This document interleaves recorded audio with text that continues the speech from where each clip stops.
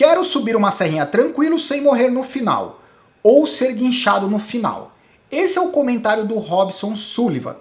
Fala, meu mano, tudo na paz? Sim, Robson, tudo na paz. Eu era da hipertrofia, consequentemente tenho força no pedal, mas não tenho tanta resistência para subir.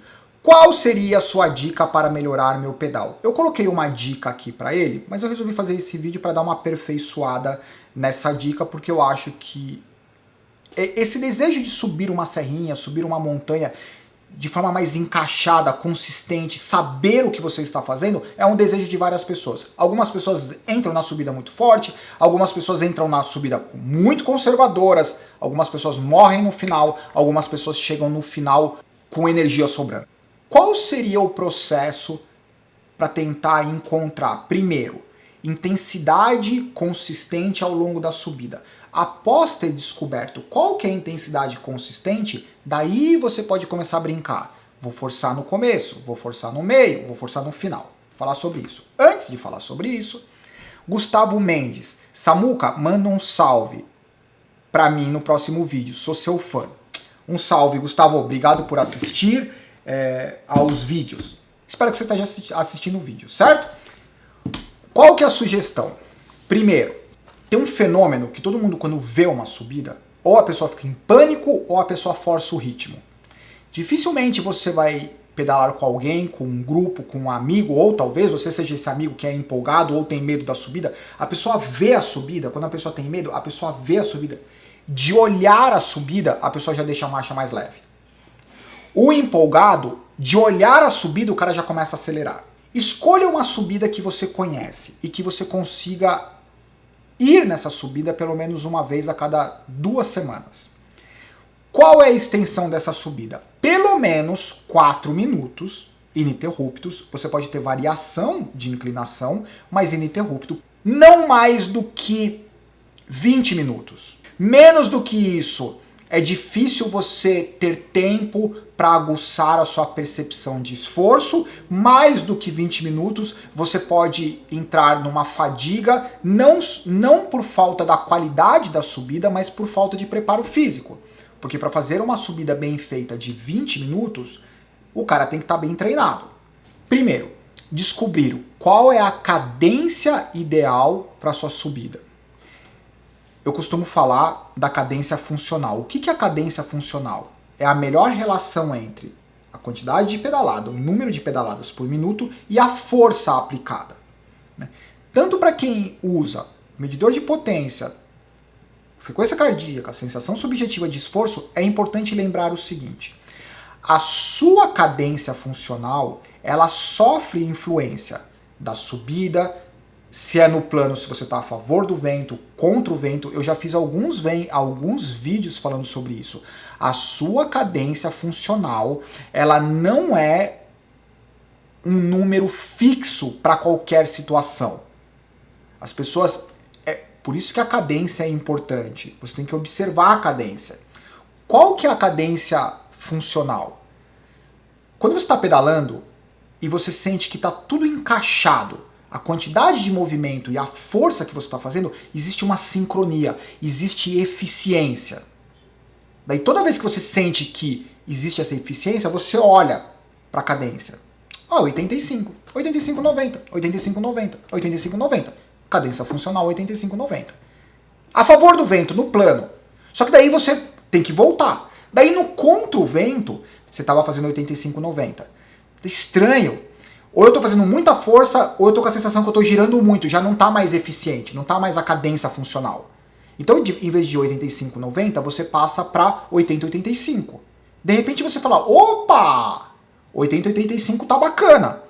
Para quem tem a potência, fala assim, minha potência voltou com uma boa relação com a minha sensação subjetiva de esforço e talvez minha frequência cardíaca. Para quem não tem potência, tem a frequência cardíaca, fala, opa, a minha frequência cardíaca não está explodindo mais. 80, 85 contra o vento está melhor do que os 90, 95 a favor do vento.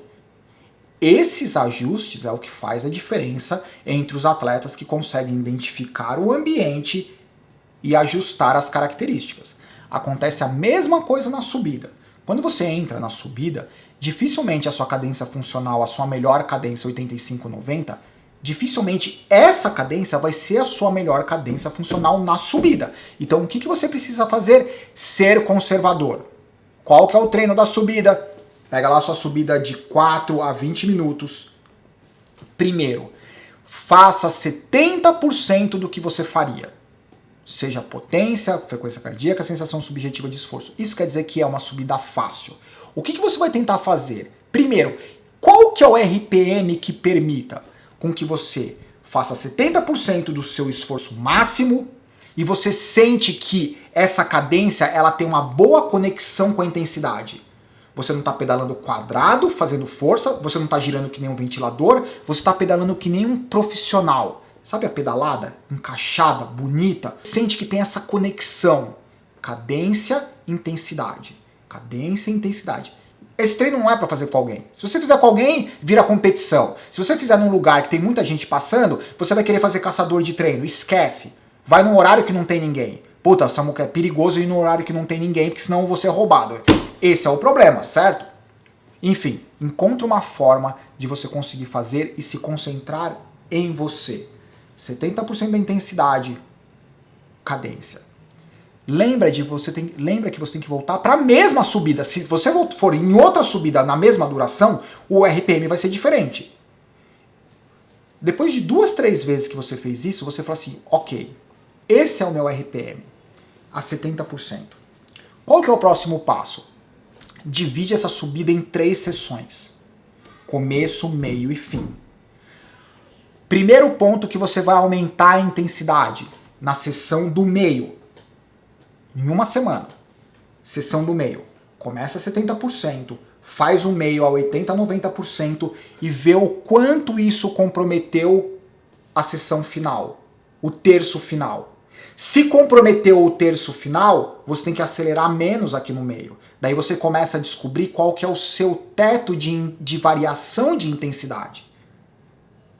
E daí você começa a brincar. Depois que você fez uma semana no meio, daí na semana seguinte você faz no terço final. 70% no primeiro terço, 70% no segundo terço, daí você acelera no final. Pô, funcionou isso. O meu tempo total da subida foi menor, porque eu subi os 2 terços iniciais a 70%, consegui acelerar e não morri. Na outra semana, o que falta? O primeiro terço. O primeiro terço da subida, a primeira sessão é sempre a mais difícil, porque você vem do plano ou de uma descida, a sua cadência é uma, a sua frequência cardíaca é uma, a sua percepção de velocidade é outra, é o mais difícil. Por isso que testar acima de 70% o primeiro terço é o mais difícil. Então deixa por último. Depois que você começa pelo meio, vai pro final e daí você faz no começo.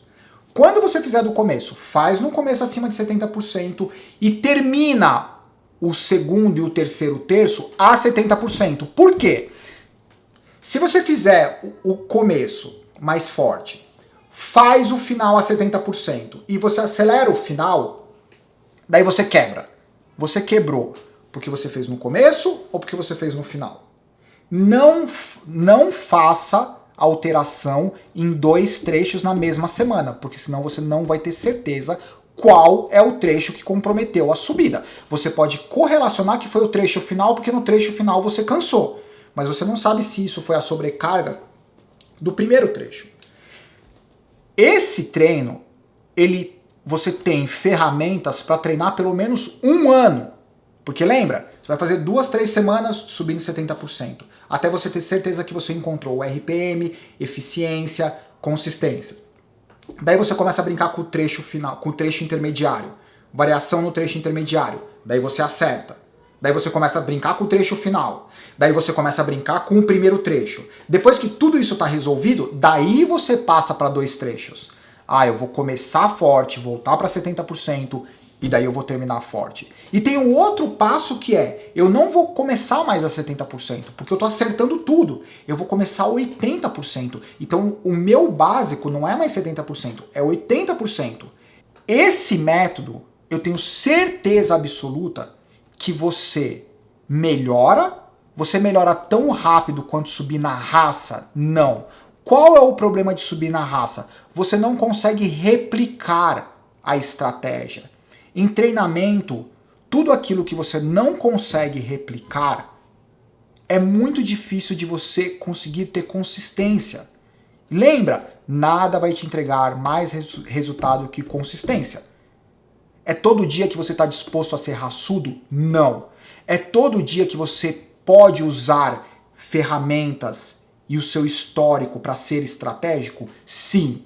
Daí quando você percebe que você consegue conciliar estratégia com raça, porque você está se sentindo bem, daí você é uma máquina, que é exatamente o que a gente vê os grandes profissionais. Deixe nos comentários e se esse vídeo teve alguma validade para vocês. Abraço, tchau, bons treinos.